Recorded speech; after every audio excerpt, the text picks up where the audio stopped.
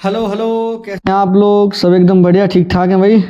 चलिए, हम लोग पढ़ रहे थे, सैम्पल पेपर डिस्कस कर रहे थे हम लोग, और हमने क्वेश्चन नंबर 34 तक कर लिया था। 34 का और वाला पार्ट हमारा रहता था, उसी से शुरुआत करते हैं। ध्यान से देखना आप लोग। पर ये सही लगाया नहीं लगाया, एक मिनट रुक जाओ। चलिए देखते हैं क्वेश्चन क्या दिया गया है। आपके सामने आ जाएगा कुछ, एक क्यूब है, क्यूब के अंदर से एक सिलेंडर आपने कट करके बाहर निकाला है, और सिलेंडर का हाइट उतना ही है जितना क्यूब का साइड है। क्यूब का साइड बराबर होता है, मतलब लेंथ ब्रेथ एंड हाइट तीनों बराबर होता है। तो हाइट और क्यूब का हाइट जो है वो 7 है, और जो सिलेंडर है उसका हाइट भी आपको 7 ही दिया गया है। मतलब सिलेंडर जो निकाला है क्यूब के अंदर से वो पूरा उतनी हाइट का है जितना हाइट का आपका क्यूब है। अच्छा सुनो, जब आपने उसको बाहर निकाला तो वो सिलेंडर ने उस सॉलिड क्यूब को खोखला कर दिया होगा अंदर से, और ऐसा राउंड शेप लिया होगा। बात समझ पा रहे हैं? ऐसा शेप लिया होगा अंदर से, अंदर ऐसा कुछ बन रहा होगा, आपको फिगर में भी दिखाई दे रहा है। तो ये जो गोल गोल दो सर्कल ऊपर और नीचे नज़र आएंगे, जो आपको फिगर में भी दिखाई दे रहे हैं, तो ये तो भैया ऊपर से खुला एकदम सर्कल, ये भी ऊपर से खुला है, तो ये वाला तो एरिया ही गायब हो गया ना। ऊपर वाली सरफेस से अगर मैं आपको दिखाना चाहूँ तो ये कुछ क्यूब का ऊपर का सरफेस होगा, जिससे ये सर्कल सा आपको नज़र आ रहा होगा, और उसके अंदर तक कुछ ऐसा सिलेंडर होगा। तो ऊपर तो कुछ है ही नहीं ना, तो ये तो आपने एरिया ही गायब कर दिया। हाँ सर, बिल्कुल समझ पा रहे हैं। तो ये सर्कल का एरिया तो गायब हो गया। ठीक ऐसे ही एक नीचे वाले सर्कल का एरिया भी गायब हुआ, तो 2 सर्कल के एरिया गायब हुए। तो 2 सर्कल के एरिया तो माइनस करने पड़ेंगे टोटल सरफेस एरिया से। क्यूब का टोटल सरफेस एरिया कितना? ध्यान से देखना आप लोग, थोड़ा सा सोचने वाला क्वेश्चन है। आपको उसने बोला था रिमेनिंग एरिया कैलकुलेट करो। आप एक बार क्वेश्चन पढ़ोगे तो आपकी समझ में आएगा कि आपके पास एक क्यूब है। मैं पढ़ देता हूँ। बोला है कि इन the figure from a solid cube of side 7 cm, a cylinder of radius 2.1 cm and height 7 cm is scoped out. Find the total surface area of the remaining solid. remaining solid का total surface area आपको calculate करना है। तो total surface area जो होता है भैया वो 6a स्क्वायर होता है, क्योंकि ये क्यूब है। a का मतलब क्यूब का साइड, उसमें से 2 सर्कल का एरिया आपको माइनस करना पड़ेगा। एक सर्कल का पाई r स्क्वायर होता है, 2 से मल्टीप्लाई किया तो 2 सर्कल का एरिया गायब हो गया।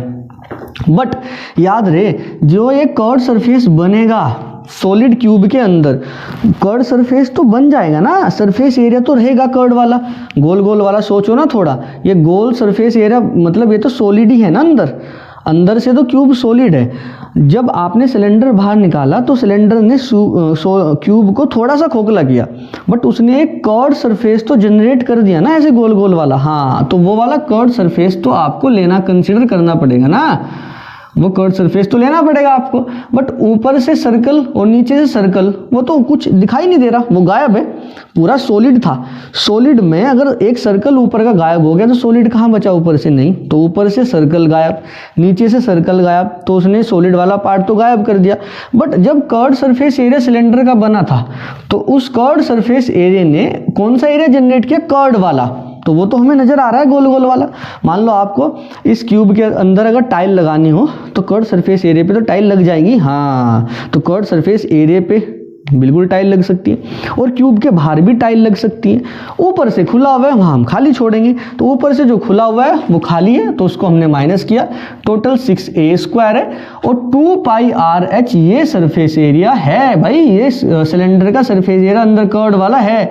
सॉलिड निकालना था ना, मैं उसने बोला रिमेनिंग सॉलिड, जो सॉलिड बचा उस रिमेनिंग सॉलिड का एरिया कैलकुलेट करो। तो ये वाला एरिया होगा। थोड़ा सा ध्यान से करना, कई बार बच्चे क्या करते हैं, 2 पाई आर स्क्वायर उड़ा देते हैं और बस, फिर 2 पाई आर एच ऐड ही नहीं करते, वहाँ फिर गड़बड़ हो जाता है। अब आप इसको सोल्व कर सकते हैं। देखो मैं थोड़ा सा कैलकुलेशन कर देता हूँ, बाकी आपको ही करनी होगी। 6 साइड दिया गया है 7 स्क्वायर माइनस 2, पाई की वैल्यू 22/7 रख देना। रेडियस आपको 2.1 दिया है, 2.1 का स्क्वायर प्लस 2, पाई की value 22/7 multiply radius 2.1 multiply height कितना है? 7 ही हाइट। आप अपने हिसाब से कैलकुलेशन कर लेना। 7 7 49 हो गया, माइनस 2 22/7। इसको लिखोगे 2.1 करके लिख लेना, क्योंकि 7 से डिवाइड हो जाएगा। तो 2.1 मल्टीप्लाई 2.1, और इसको 7 से 7 गायब हो गया, 44। 22 का 2 में मल्टीप्लाई 44 मल्टीप्लाई 2.1। 9 6 54, हासिल लगे 5, 6 चौक 24 और 5 29, 22 की इसमें करोगे 44 आ जाएगा, 7 से डिवाइड करो 7 या 21 यानी 2.1 मल्टीप्लाई 0.3 प्लस 21 चौका 84, हासिल लगे 8, 21 चौका 84, 84 और 8, 8 और 4 12, 92 आ गया भैया, पॉइंट लगा दो एक के बाद। तो 294 माइनस, अब इसका मल्टीप्लाई कर लेना थोड़ा सा, 21 चौका तो यही आ जाएगा ना, 44 गुना 2.1, 92.4 गुना 0.3 plus 92.4। Okay very good, 294 common भी ले सकते हो, अदरवाइज मल्टीप्लाई भी। 4 तिया 12, 1 3 दूनी 6 और 1 7, 9 3 जा 27, 2 के बाद पॉइंट लगा दो प्लस 92.4। कोई दिक्कत वाली बात नहीं है, इन दोनों को ऐड कर लो, 27.72 माइनस कर देंगे, 294 में ऐड कर देते हैं 92.4, इसके बाद 0 लगा लो, 4 4 और 2 6, 9 और 9 18, 2 और 1 3, इसमें से 27.72 माइनस कर लो, इसके ऊपर 0 मानो, 10 में से 2 गया 8, यहाँ बचेंगे 13, 6 बचेगा, यहाँ बचेंगे 15, 8 बचेगा, यहाँ बचेंगे 7 में से 2 गया 5, 3, 358.68, 358.68 सेंटीमीटर स्क्वायर, ये हमारा आंसर। कैलकुलेशन थी बस, वो वाली बात आपको समझनी है, कैलकुलेशन आप अपने हिसाब से टिपिकल या इजी बना सकते हैं, ठीक है, कोई दिक्कत वाली बात नहीं। Note it down fast, next question की तरफ चलते हैं फिर। इंपोर्टेंट मार्क कर लेना भाई, बहुत बढ़िया क्वेश्चन है। 35 ध्यान से देखो, मीडियन आपको गिवन है वाले क्वेश्चन में, मैं लिख देता हूँ, मीडियन आपको दिया गया है विच इज इक्वल टू 16। तो जब भी आपको मीडियन गिवन हो, पहले देखो यही सुनो बात ध्यान से, जब भी आपको क्वेश्चन में मीडियन गिवन हो, ये चेक कर लेना मीडियन कौन से क्लास इंटरवल में आ सकता है, क्लास इंटरवल से ही तो निकलता है ना। देखो ध्यान से, मीडियन 16 है, 16 कहाँ पे रहता होगा सर, 15 और 20 के बीच में रहता होगा, ये रहा, तो ये अपनी बन गई मीडियन क्लास। ये वाली बात ध्यान से देखना, मीडियन 16 है तो 15 और 20 के बीच में रहेगा, इसको मीडियन क्लास मान लेना, तो ये हो जाएगी एल। लोअर लिमिट दोनों के बीच की जो डिफरेंस है वो h बन जाएगा विच इज इक्वल टू 5। ओहो सेंटीमीटर लिखने वाला था, विच इज इक्वल टू 5। इसके सामने ये बन जाएगा सर हमारा फ्रीक्वेंसी। ये वाली बात आपको यहाँ से निकालनी पड़ेगी केवल मीडियन देखती, ठीक है। मीडियन को देखो, तुरंत जाओ कि कौन सा क्लास इंटरवल में आ रहा है, वो क्लास इंटरवल बन जाएगा अपना क्या, मेन वाला एकदम, ठीक है। तो इसका जो L है वो रहा लोअर लिमिट 15, दोनों के बीच का जो डिफरेंस है वो h हो गया, और उसके सामने जो फ्रीक्वेंसी है वो हमारा हो गया f। अब ध्यान से देखो, हम CFB निकालते थे, जब मीडियन कैलकुलेट करना होता है तो हमें CFB निकालना होता था, याद है आपके, n/2 minus CF/F multiply by h, हाँ L प्लस आता था, और तो 12 जुका तू ऐसे ही 12 प्लस a, इसमें ये ऐड करो तो 24 प्लस a बन जाएगा, इसमें ये ऐड करो 5 और 4 9, 1 और 1 2 3, हाँ ठीक है, प्लस a 39 आएगा ये, इसमें b ऐड करो 39 प्लस a प्लस b, ये 39 है भाई, दिल को करार, ठीक है। अब इसमें 6 ऐड करो 45 प्लस a प्लस b, अब इसमें 6 ऐड करो 51 प्लस a प्लस b, अब इसमें 4 ऐड करो 55, सॉरी यही उम्र है कल्ले गलती बेटा। ये बन गया आपका CF। आपको याद है कि जो यहाँ पे CF होता था जो लास्ट में, वही फ्रीक्वेंसी का सम होता था, और फ्रीक्वेंसी का सम आपको 70 गिवन है, क्वेश्चन में चेक कर लो, तो यही अपना 70 के बराबर हो जाएगा, कोई दिक्कत वाली बात नहीं है। फॉर्मूला लगाते हैं मीडियन का, is equal to L plus n/2 minus CF/F multiplied by h। बिल्कुल सही बात है। L हमारा सर ये रहा, मीडियन क्लास में ध्यान से देखो ये रहा 15, n/2 सर फ्रीक्वेंसी का आधा, फ्रीक्वेंसी 70 कैसे करें, n/2 टोटल फ्रीक्वेंसी का आधा, सॉरी हाँ 70/2 35 हो गया, माइनस CF, याद है ना आपको, n का मतलब फ्रीक्वेंसी का सम 70 है, n/2 सम का आधा तो मतलब 35, माइनस CF कितना है फ्रीक्वेंसी के सामने चले जाना, सामने जाते ही ऊपर पहुंच जाना, ऊपर जाओगे, यही CF है। वापस सुनो, मीडियन क्लास देख लोगे, अगर मीडियन गिवन है वहाँ से देख लेंगे, अगर नहीं गिवन है तो हमने लास्ट लेक्चर में क्वेश्चन कराया था, वहाँ से पता लग जाता है। ठीक है, तो ये L हो गया, इसके सामने जो फ्रीक्वेंसी है उसके सामने का ऊपर जो है वो CF है। तो CF कितना है 24 प्लस A, यहाँ माइनस का साइन है तो -24 और -A आ जाएगा, डिवाइडेड बाई फ्रीक्वेंसी आपने अभी निकाला 15 और मल्टीप्लाई हाइट, हाइट कितना है सर 5 है। मीडियन आपको गिवन था 16, तो मीडियन की जगह पे 16 रखेंगे, 15 यहाँ लेके आएंगे, 16 में से 15 जाएंगे, 1 बचेगा, 35 -24 -A और डिवाइडेड बाई 5 से कैंसिल करो, 5 3 15, 3 यहाँ पे लेके आओ, 35 -24 तो कितना हो गया 6 और 5 11, -A यहाँ पे आ जाएगा, प्लस हो जाएगा, 3 उधर चले जाएगा, 11 -3 आ गया 8, A की वैल्यू 8 आ गई। अब ध्यान से देखो, A की वैल्यू जैसे ही निकल गई आपको B भी कैलकुलेट करना था। यस सर, B भी कैलकुलेट करना था। A और B कैलकुलेट करने वाला क्वेश्चन बहुत इंपॉर्टेंट माना जाता है। 55 plus A plus B, 55 plus A plus B जो आपको नज़र आ रहा है, CF में जो लास्ट होता है वो फ्रीक्वेंसी का जो टोटल समय उसी के बराबर होता है, तो 70 के बराबर रखो।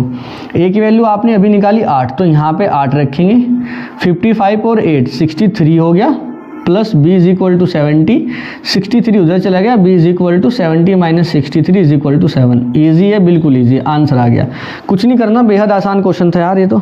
एक बार मैं आंसर चेक कर लूँ क्या यही आ रहा है, कभी गलती से मिस्टेक हो गई हो, क्योंकि यही उम्र है कल गलती से मिस्टेक बेटा। हाँ बिल्कुल ठीक है भाई, बड़ा ही आसान था, मीडियन दिया गया था, जैसे ही मीडियन दिया गया तुरंत ही हमने मीडियन क्लास निकाला, वहाँ से L निकाला और H निकाला, उसके सामने वाला फ्रीक्वेंसी, CF का पूरा बॉक्स बनाया, उसके सामने से ऊपर चले गई, वो CF हो गया, अपना दे मारा फॉर्मूले में, कैलकुलेशन कर लिया, आंसर आ गया, ईजी।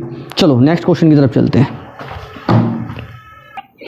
नेक्स्ट क्वेश्चन ध्यान से पढ़ना, सॉल्व तो इजी है बिल्कुल, सॉल्यूशन तो बिल्कुल इजी है, ध्यान से पढ़ लेना।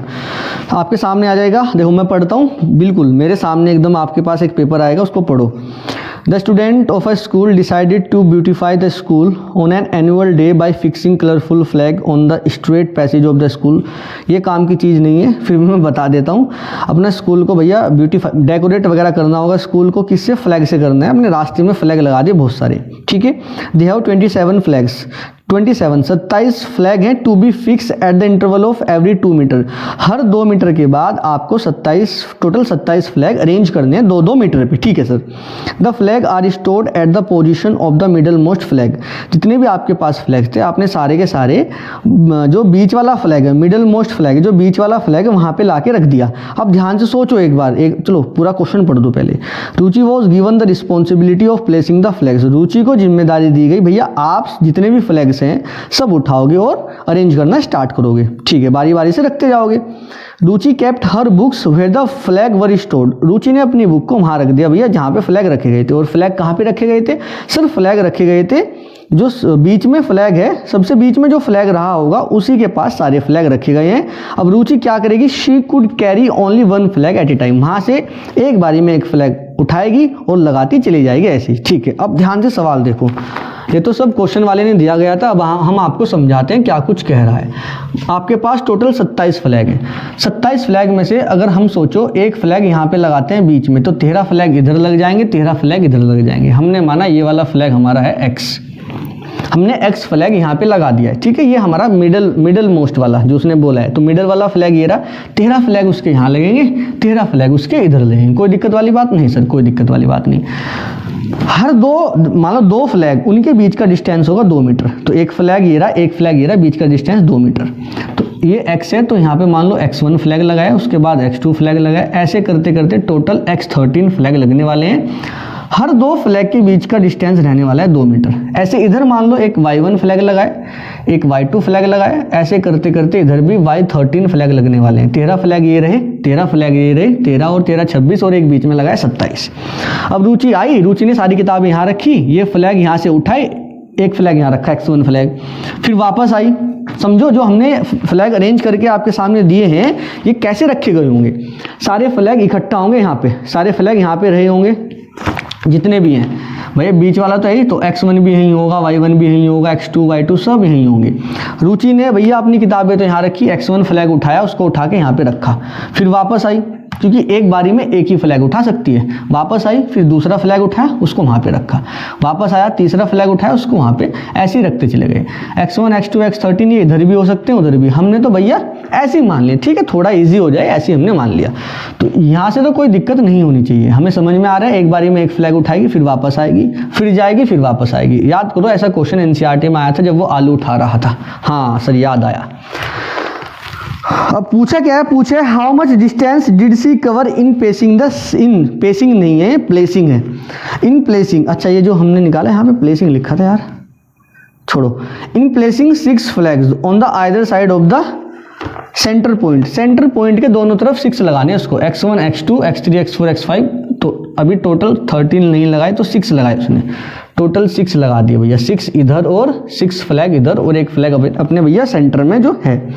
कितना डिस्टेंस चलेगा सोच ले यार थोड़ा, यहाँ से यहाँ तक जाने में उसने 2 मीटर चला, वापस भी आया होगा 2 मीटर वापस आया, तो एक फ्लैग को लगा के वापस आने में 4 मीटर चल रहा है। हाँ तो सर 4 मीटर चला पहले, अब यहाँ से दूसरा फ्लैग उठाया, यहाँ पे गया, तो 2 और 2 4 मीटर चला, टोटल चला 4 मीटर। 4 मीटर वापस भी आए थे भाई साहब, क्योंकि तीसरा वाला फ्लैग उठाना था, तो 4 और 4 हो गया 8 मीटर। ऐसे ही चलते जा रहे हैं। हाँ तो भैया 2 मीटर वापस 2 आया तो 4 हो गया, 8 आया, 4 गया, 4 आया, फिर 8 हो गया। थर्ड वाले फ्लैग में 2 4 6 मीटर चलेगा और 6 मीटर वापस भी आएगा, तो टोटल हो जाएगा 12 मीटर। बात समझ पा रहे हैं सर? बिल्कुल समझ पा रहे हैं, ऐसे ही चलता जाएगा। थोड़ा रफ कर देते हैं। उन्होंने बोला है ऐसे 6 फ्लैग जब वो रखेंगे तो टोटल कितना डिस्टेंस कवर करना पड़ेगा। ठीक है सर निकाल देते हैं। अब ध्यान से देखना, फर्स्ट का S6 निकाल देते हैं, है ना, S6 उन दोनों तरफ बोला है ना, मैक्सिमम, हाँ आइदर साइड दोनों तरफ। तो टोटल डिस्टेंस लिख देता हूँ, टोटल डिस्टेंस कितना ट्रेवल करेंगे वो total distance. Sir total distance travel करने के लिए हम AP का फॉर्मूला लगा देते हैं, क्योंकि AP बन रही है 4 8 12, ऐसी चलती जाएगी। इधर भी कुछ ऐसे ही रहा होगा 4 8 12 वाली AP, ठीक है। तो हम अगर एक साइड का सम निकाल दें और 2 से मल्टीप्लाई कर दें तो इधर भी टोटल सेम ही डिस्टेंस रही होगी। बिल्कुल सही बात है सर, माइनस में ना ले लेना, ना ना ना ना ऐसी गलती ना करना। तो n कितना है सर? टोटल 6 बार देखना है हमें। सोचो यार, जाओगे वापस आओगे तो एक बारी में 4 चल रहे हो, फिर दूसरी बारी में 8 चल रहे हो, तीसरी बारी में 12 चल रहे हो, 1 2 3 4 5 6, तो टोटल तो 1 2 3 4 5 6 टर्म हो गया ना। तो अब इसका सम निकालेंगे तो वो यही जो ट्रेवल कर रहा है यहाँ पे घूम रहा है उसी का सम आएगा। तो n/2 याद करो formula, n/2 2a plus n-1 multiply by d। n कितना है सर? n तो हमारा 6 है, क्योंकि वो 1 2 3 4 5 6 हो गया। 6/2 2a की वैल्यू 4 है, तो 2 × 4 प्लस 6 - 1 d कितना है सर? अंतर भी 4 का है। 2 3 = 6, 3 आ गया, 4 दूनी 8, 6 में से 1 गया 5, 5 चौक 20, 20 और 8 28 हो गया। 28 की मल्टीप्लाई, 8 × 24, 3 दूनी 6 और 2 8, 84 मीटर चलेगा वो। फ्लैग को अगर अरेंज करे केवल इधर साइड तो 84 मीटर डिस्टेंस आ रहा है। टोटल डिस्टेंस निकालने के लिए 84 इधर भी रहा होगा। हाँ तो सर 2 से मल्टीप्लाई कर दो, 2 से मल्टीप्लाई, क्योंकि दोनों तरफ लगा रहा है वो, है ना, एक तरफ नहीं लगा रही है। तो 2 से मल्टीप्लाई, 2 से मल्टीप्लाई, तो 2 से मल्टीप्लाई करोगे कितना आ जाएगा? 4 दूनी 8, 8 दूनी 16, 168 मीटर। आपको दिखाई दे रहा है क्या? नहीं 168 नहीं दिखाई दिया, कोई नहीं, हम इसको अभी रफ कर देते हैं। ओके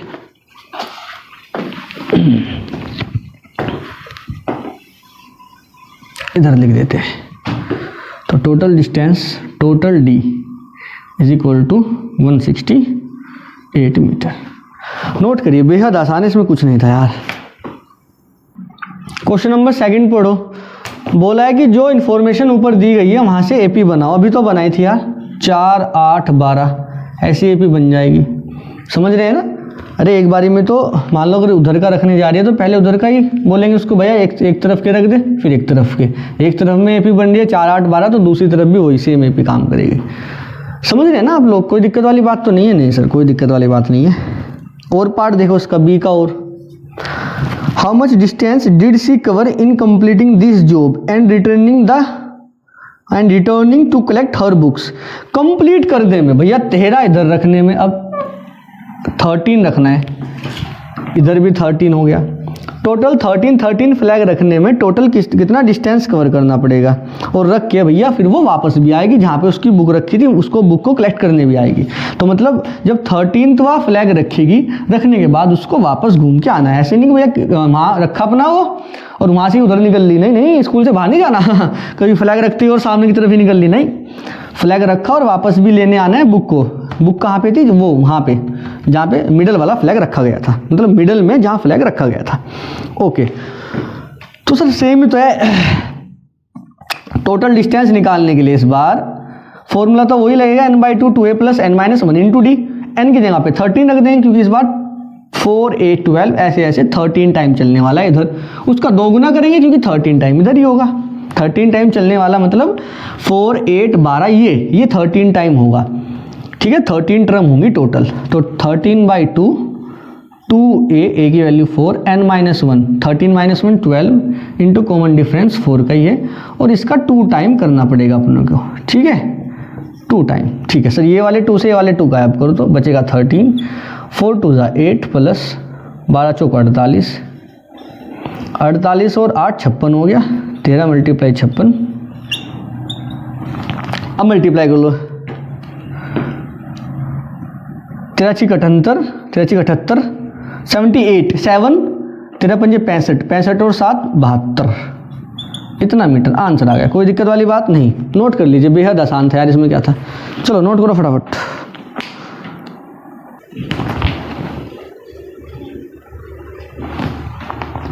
देखो बी वाला पार्ट भी यहीं कर लेते हैं, हो जाएगा यहाँ। सॉरी सी वाला, बी वाला कह रहा हूँ, सी वाला। What is the maximum distance she travelled? Maximum distance कितना ट्रेवल्ड करेगा वो? थोड़ा सोच, दिमाग लगा। मैक्सिमम डिस्टेंस कितना ट्रेवल करेगा वो एक फ्लैग को कैरी करने में? भैया जो सबसे दूर फ्लैग वो 13th पोजीशन पे रखा गया है, उसको कैरी करने में सबसे ज़्यादा डिस्टेंस चला होगा वो। हाँ, एक फ्लैग को कैरी करने में 2 चल रहा है, एक फ्लैग को कैरी करके वहाँ पे रखने में 2 मीटर चल रहा है। दूसरे फ्लैग को कैरी करने में 2 2 4 चलेगा।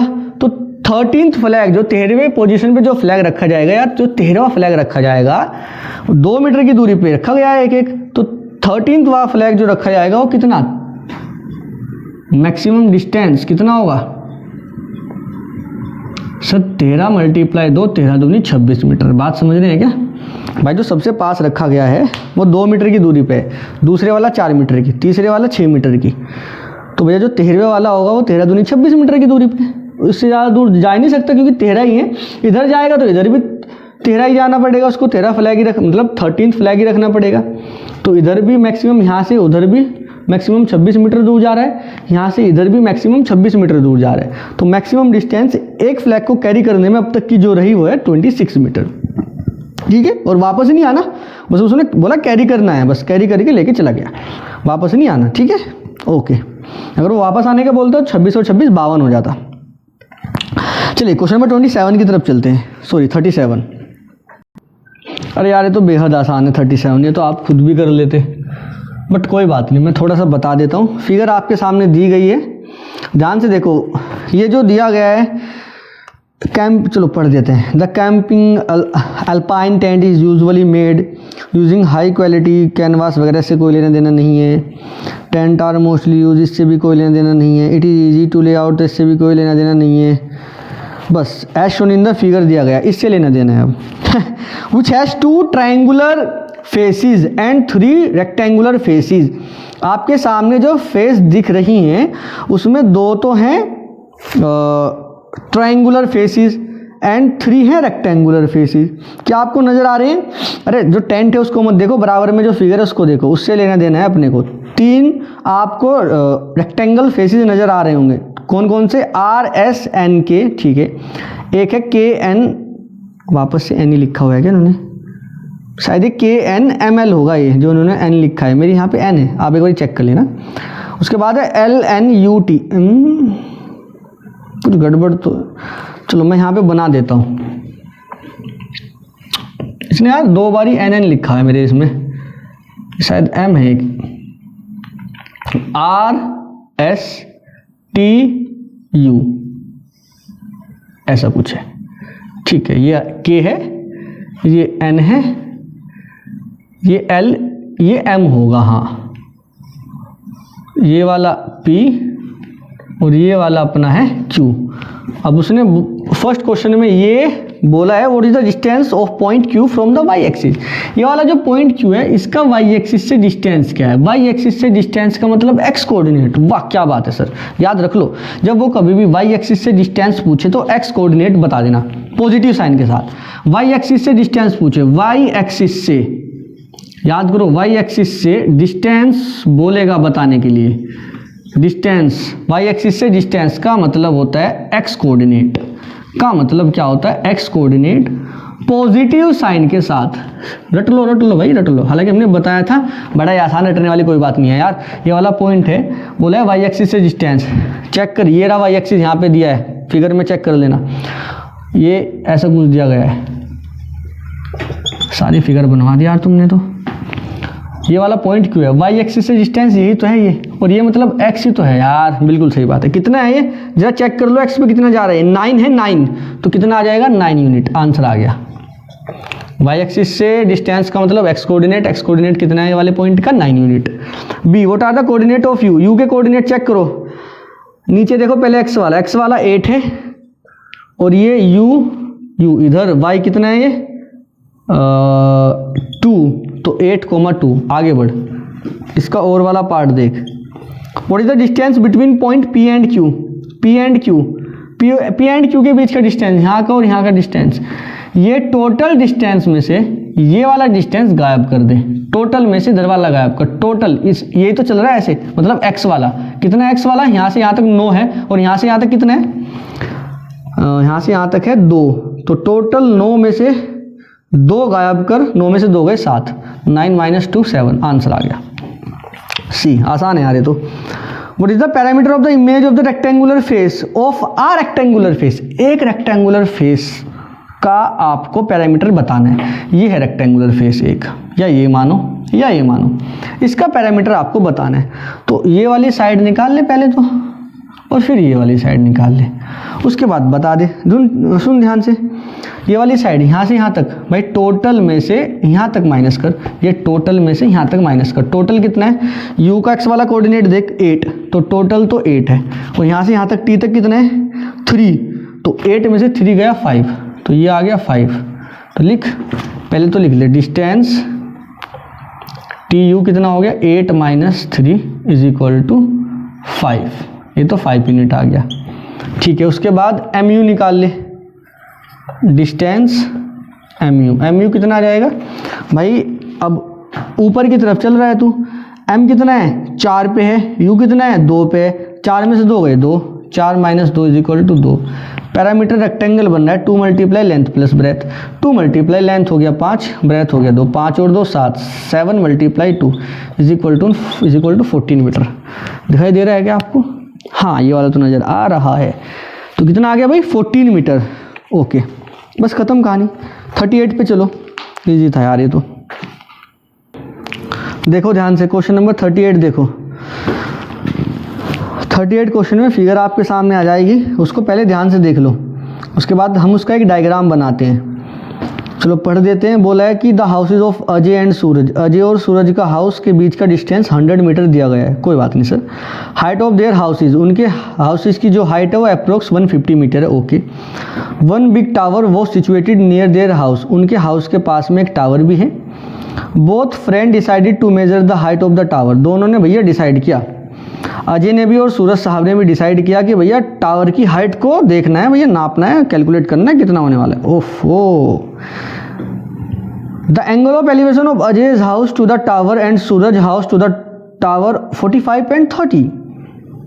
अजय हाउस का टावर मतलब जो एंगल ऑफ एलिवेशन बन रहा है अजय हाउस का टावर पे जो एंगल ऑफ एलिवेशन वो 45 और सूरज का जो बन रहा है एंगल ऑफ एलिवेशन वो कितना है 30, मतलब घर से छत से देख रहे होंगे ऊपर की तरफ। ठीक है सर, फिगर में दिया भी गया है, ठीक है, कोई दिक्कत वाली बात नहीं है। ये वाला फिगर थोड़ा ठीक ठाक तरीके से अपना हाइट एंड डिस्टेंस वाले तरीके से बना लेते हैं। ये देखो ध्यान से, ये हमने अपना माना है टावर,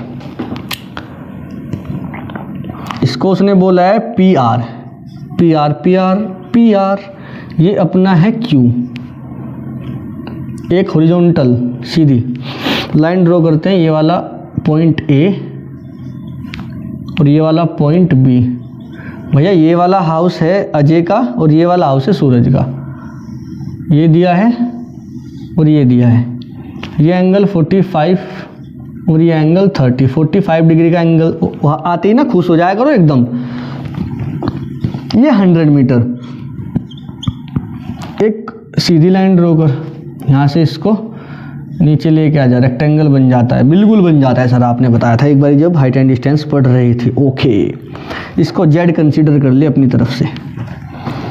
फर्स्ट क्वेश्चन, टावर की हाइट बता दे, नहीं पता, बट उसने ये जो घर है, घर की हाइट, दोनों के घर हैं, इनकी छत है, दिया है हाइट 150 मीटर। ये आइडिया तो भैया क्वेश्चन वाले ने ही दिया है घर का हाइट का 150, 150 मीटर। ठीक है, सोच यार, अगर हम ये x मान लें, ये तो अपना q है ही, तो ये यहाँ से यहाँ तक ये तो 150 ही होगा, कोई दिक्कत नहीं है ना। ये 150, ये 150, ये भी 150, ठीक है, हाँ नज़र आ रहे हैं, ये दो लाइन पैरेलल हैं हॉरिजॉन्टल, ये 150 150, ये भी 150। इसमें tan 45 जब लगाएगा, हमने आपको बताया था 45 आते ही जितना बेस परपेंडिकुलर उतना ही बेस, तो ये x, तो ये भी कितना होगा x। सर कैसे आया सर, बताइए, अभी बता ही देते हैं कैसे आया, अभी बताई दे रहे हैं। देखो, इन ट्रायंगल PQA ट्रायंगल में tan 45 लगाइए आप, tan 45 perpendicular divided by S, base perpendicular sir हमने x माना है, बेस हमारा AQ है, हमें नहीं पता है कितना है। tan 45 सर 1 होता है, 1 is equal to x upon AQ।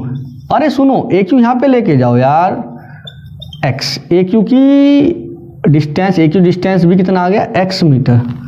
वाह सर क्या बात है, वाह वाह, यहाँ से क्या कुछ भी नहीं निकला, कोई बात नहीं, थोड़ा दिमाग और लगा ले। ये वाला पूरा ट्रायंगल देख, ये वाले पूरे ट्रायंगल में हम लगा सकते हैं tan 30 इन ट्रायंगल PQB में।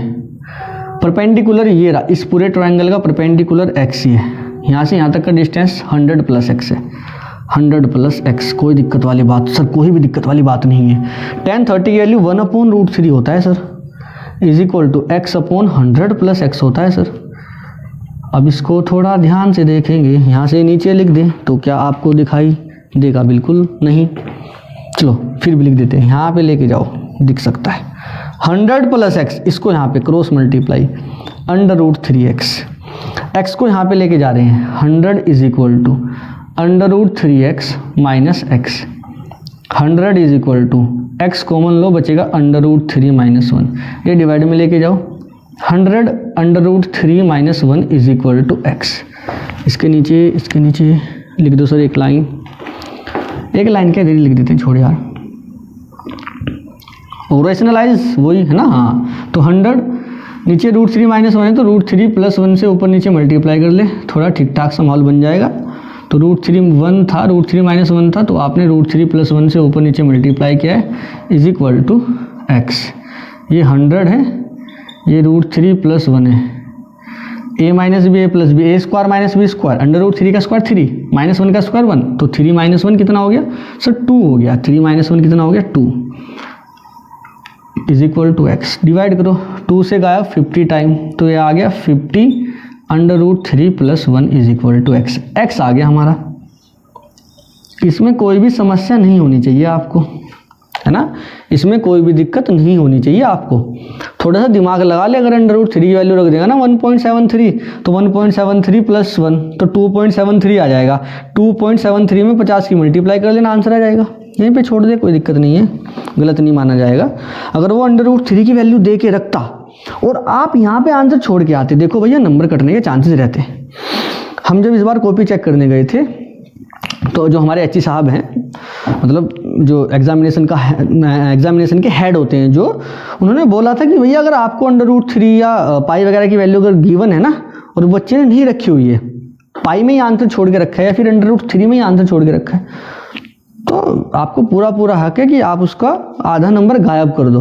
क्यों? क्योंकि भैया क्वेश्चन में जब मेंशन है कि आप उसको यूज करके आंसर कैलकुलेट करो और आप नहीं कर रहे हैं, तो क्यों नहीं कर रहे हैं, है ना? तो करना चाहिए। अगर √3 की वैल्यू आप यहाँ भी रख के कैलकुलेट कर देंगे तो ठीक है, नहीं भी कैलकुलेट करेंगे कोई समस्या का विषय नहीं है, क्योंकि इसमें उसने बोला नहीं है √3 की वैल्यू कैलकुलेट करो, मतलब रख के कैलकुलेट करो आंसर को, यहीं पे आप छोड़ देना, बाकी रख देना तो कोई दिक्कत वाली बात नहीं है। बी पार्ट में बोला है what is the distance between the tower and the house of the Suraj. Tower ये रहा, सूरज का हाउस ये रहा, तो टावर और सूरज के हाउस के बीच का डिस्टेंस बताओ। हाँ, टावर एंड सूरज के हाउस का बीच का डिस्टेंस सर ये 100 है यहाँ तक, ठीक है, और ये x है, तो 100 + x हो जाएगा ना। हाँ, तो बी वाला पार्ट यहाँ पे कर देता हूँ। तो डिस्टेंस कितना आ गया, between the tower and the house of the Suraj is equal to 100 + x, यानी 100 प्लस और x कितना है सर ये सोल्व ही कर देंगे। हाँ सर सोल्व कर ही देते यार, इसके नीचे लिख के सोल्व कर दो क्या।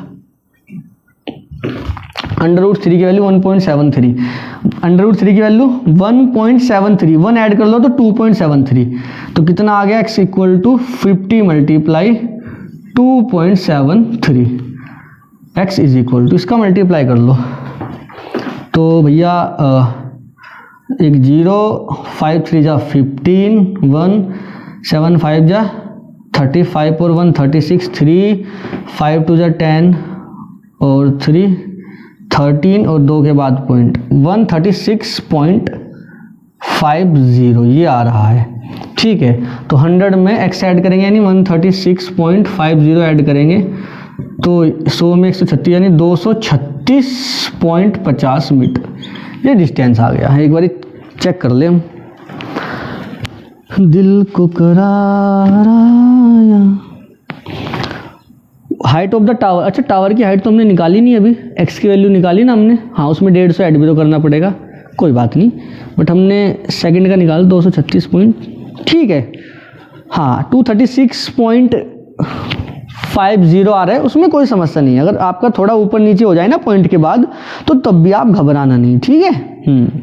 तो ये तो आपने x निकाल लिया था।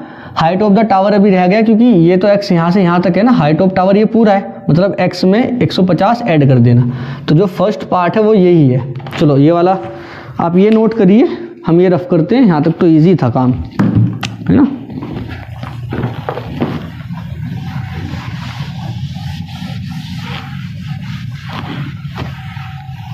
अरे क्या भैया इंक जम जा रही है इतनी जल्दी, सर्दी ज़्यादा है भाई, इंसान जम जाए ऐसी सर्दी में, इंक तो क्या।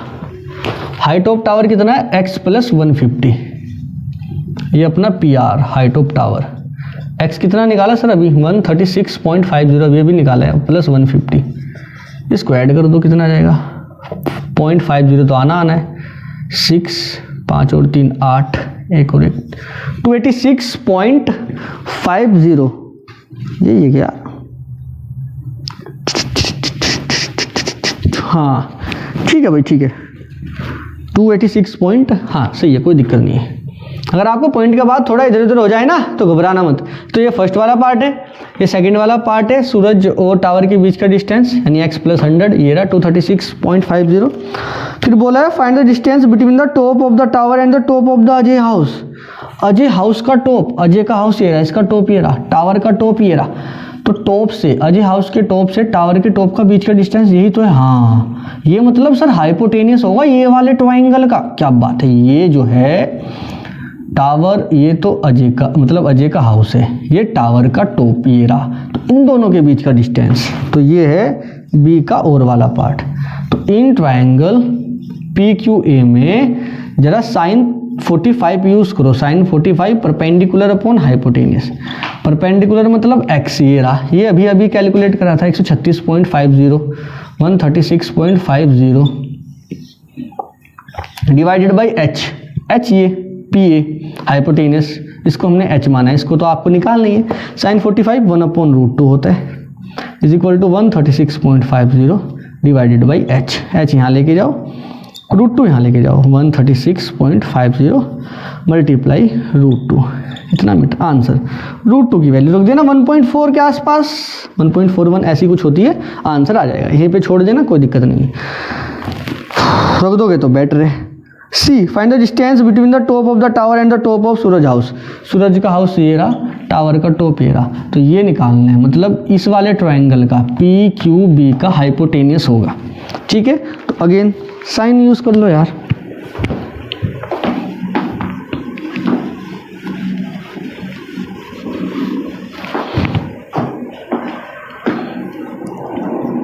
सी part, in triangle PQB triangle में sin 30 is equal to perpendicular, ये रहा सर, एक्स ही रहने वाला है, विच इज इक्वल टू 136.50 है ना। ये वाले एंगल के लिए सामने वाला परपेंडिकुलर ये तो हुआ केवल एक्स, सेम ही रहेगा ये तो, है ना। अरे ये मत लगा देना कभी, इसमें लगा दो 10, वो sin 30, ये बन रहा है ट्रायंगल पूरा राइट एंगल ट्रायंगल, तो x हो गया परपेंडिकुलर, हाइपोटेनियस ये, इसको H1 मान लीजिए, तो डिवाइडेड बाई H1। sin 30 की वैल्यू 1/2 होता है, हाँ 1/2, 136, अरे वाह गजब कर दियो सर आपने तो। H1 यहाँ लेके जाओ, H1 equal to 136.50 multiply by 2, तो 0, 5 दूनी 10, 6 दूनी 12, 13, 6 1 7, 373 के आसपास आ रहा है क्या? 2 सॉरी, मल्टीप्लाई कर लेना, इतना आंसर आ जाएगा ना। 2 5 10, 6 2 12 और 1 13, 3 2 6 और 1 7, 2 1 2, बस आंसर आ गया। H1 निकालना था ये बच्चों। हमारे सैम्पल पेपर ये वाला, ये सैम्पल पेपर 5 था शायद, मतलब हमारी वीडियो में तो सैम्पल पेपर ये एक ही डिस्कस किया है हमने, बट ये CBSE की साइट पे जो था ये सैम्पल पेपर 5 था, और ये हमारा 3-4 वीडियो में ख़त्म हो गया, क्योंकि हमने 1-1 घंटे की वीडियो बनाई थी, और हम ज़्यादा बना देते 2-3 घंटे की एक ही, तो 3-4 घंटे की वीडियो में भी ख़त्म हो सकता था। चलिए आप लोग तब तक इसको पढ़ो, ये वाला क्वेश्चन भी आसान था, बस फिगर में और जो ऊपर लिखा रहता है ना केस स्टडी में उतना सारा, उसमें से थोड़ा मेन पॉइंट देख लिया करो, ठीक है। चलिए आप इसी की प्रैक्टिस करो तब तक, और हम आते हैं नेक्स्ट वीडियो में नेक्स्ट सैम्पल पेपर के साथ। तब तक के लिए आप ये वाले सैम्पल पेपर को अच्छे से पढ़िए, और नेक्स्ट वाला सैम्पल पेपर आप इजीली सॉल्व कर सकते हैं। नहीं, उतना भी इजी नहीं है, हम आपको सॉल्व कराएंगे, घबराओ मत, ठीक है। ओके, टाटा बाय बाय बच्चों।